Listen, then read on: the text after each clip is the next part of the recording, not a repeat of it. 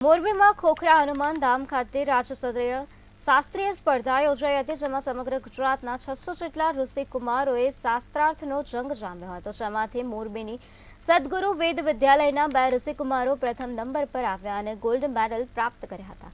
આ બંને ઋષિકુમારો હવે અયોધ્યા ખાતે યોજાનાર શાસ્ત્રીય રાષ્ટ્રીય સ્તરની સ્પર્ધામાં ભાગ લઈ ગુજરાત રાજ્યનું પ્રતિનિધિત્વ કરવા જઈ રહ્યા છે।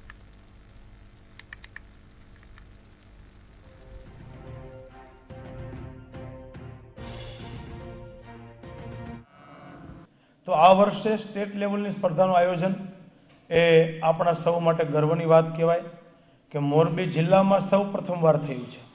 એ પણ મોરબી જિલ્લાની એકમાત્ર વેદ સંસ્કૃત મહાવિદ્યાલયમાં થયું છે અને અહીંયા જ્યારે સ્પર્ધાનું આયોજન થયું ત્યારે ગુજરાતભરના 600 જેટલા ઋષિકુમારો અને 100 જેટલા નિર્ણાયક માર્ગદર્શકો વિદ્વાનો ઉપસ્થિત રહ્યા હતા। अध्याय संयत सुपद्ययुतां हि गीतां मंडूकरीति सहितां क्रम विक्रमस्थां श्लोकक्रमाच्च वचनेष्टवचः सुपद्यां वक्ष्यामि पाद सहितां सकलां सपृष्टां। मने गीताजी 10 रीते आवड़े छे।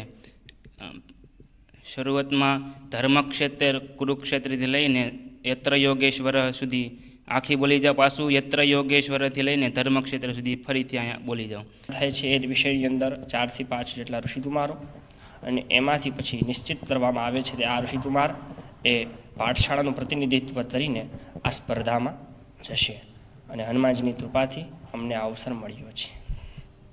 બહુ સરસ વાત કરી ઋષિકુમાર આપે। અયોધ્યા ખાતે શ્રી રામ મંદિરની પ્રાણ પ્રતિષ્ઠા લઈને કેવી લાગણી અનુભવો છો? ઘણા સમયથી જેની આપણે સૌ રાહ જોઈ રહ્યા હતા તે ત્યારે રામજીના મંદિર બની શકે અને